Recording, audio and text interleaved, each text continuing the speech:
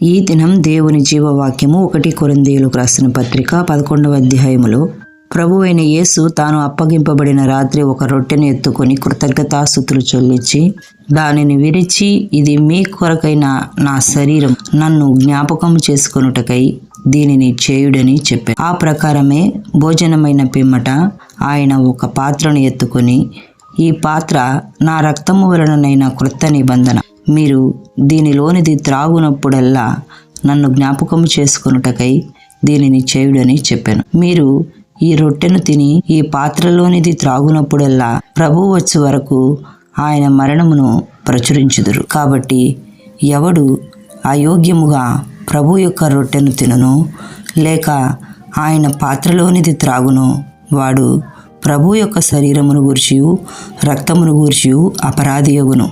కాబట్టి ప్రతి మనుష్యుడు తన్ను తాను పరీక్షించుకొనవలెను. అలాగు చేసి ఆ రొట్టెను తిని ఆ పాత్రలోని త్రాగవలెను. ప్రభు శరీరమని వివేచింపక తిని త్రాగువాడు తనకు శిక్షావిధి కలుగుటకే తిని త్రాగుచున్నాడు. ఇందువలనే మీలో అనేకులు బలహీనులను రోగులునై ఉన్నారు. చాలా మంది నిద్రించుచున్నారు. అయితే మనలను మనమే విమర్శించుకునేడలా తీర్పు పొందకపోదుము.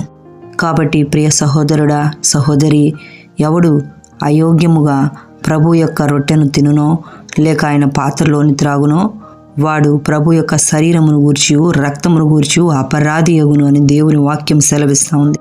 కాబట్టి ఈ దినం ప్రభు యొక్క బలారాధనలో ఒకవేళ నీవు పాలు పొందుచూ ఉన్నట్లయితే, ప్రభు యొక్క శరీరమును తినునప్పుడు, ఆయన రక్తమును పానము చేయనప్పుడు అతను నిజముగా మన పాపములను నిమిత్తమే చనిపోయాడని, మన పాప భారములను ఆయనే సిలువలో మోసి మనము పొందవలసిన శిక్షకు బదులుగా ఆయన శిక్షను పొందాడని, మన పాపములను క్షమించి మన దోషములను తీసివేసి మన శాపములను కొట్టివేసి మనలను పవిత్రులుగా చేయుట కొరకే మన కొరకు సిలువలో మరణించాడని జ్ఞాపకము చేసుకుని ఆయన సన్నిధిలో మన పాపములను ఒప్పుకొని మనలను మనము విమర్శించుకునే ఎడల తీర్పు పొందకపోదామని దేవుని వాక్యం సెలవిస్తూ ఉంది. కాబట్టి ప్రతి మనుష్యుడు కూడా తను తాను పరీక్షించుకోవాలి. మనం చేసిన పాపములను పశ్చాత్తాపముతో దేవుని సన్నిధిలో కన్నీరు కార్చి, ఇక ఎన్నడూ నేను పాపము జోలికి పోను తండ్రి, నన్ను పవిత్రుని చేయి, నీ రక్తము చేత నన్ను శుద్ధీకరించు,